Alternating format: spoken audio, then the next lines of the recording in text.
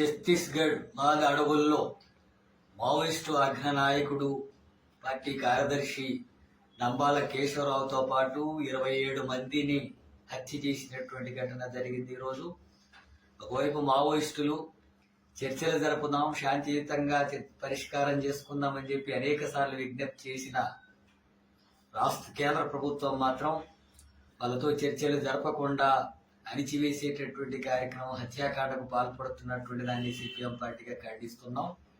ఒకవైపు ఉగ్రవాదుల విషయంలో కూడా ట్రంప్ లాంటి వాళ్ళు చెబితే కాల్పుల విరమణ చేసినటువంటి ప్రభుత్వం, దేశంలోనే ఆర్థిక అసమానతలు ఉన్నాయి, దోపిడి ఉంది, పేదరికం ఉంది, భూస్వామ్య వ్యవస్థ ఉంది, కుల వ్యవస్థ ఉంది అని చెప్పి దాన్ని నిర్మూలించడం కోసం వివిధ మార్గాల పోరాటం ఉన్నా వాళ్ళు సాయుధ పోరాట మార్గాన్ని ఎన్నుకున్నారు.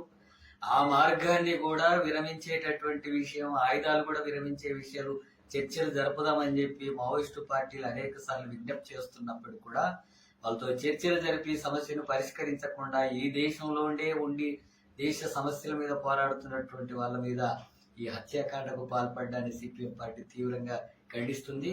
ఇప్పటికైనా ఈ నరమేధాన్ని ఆపాలని చెప్పి కేంద్ర ప్రభుత్వాన్ని డిమాండ్ చేస్తున్నాం. ఒకవైపు ఈ హత్యలని అంతా కూడా సమర్థిస్తూ పాశవిక ఆనందాన్ని పొందుతున్నాడు కేంద్ర మంత్రి అమిత్ షా, అట్లాగే ప్రధానమంత్రి. ఇది సరైనటువంటి విధానం కాదు. ఈ హత్యాకాండాలను ఆపాలా, ఇప్పటికైనా చర్చలు జరపాలా, శాంతియుతంగా ఈ సమస్యలు పరిష్కరించేందుకు కృషి చేయాలని చెప్పి సిపిఎం పార్టీగా కేంద్ర ప్రభుత్వాన్ని డిమాండ్ చేస్తున్నాం.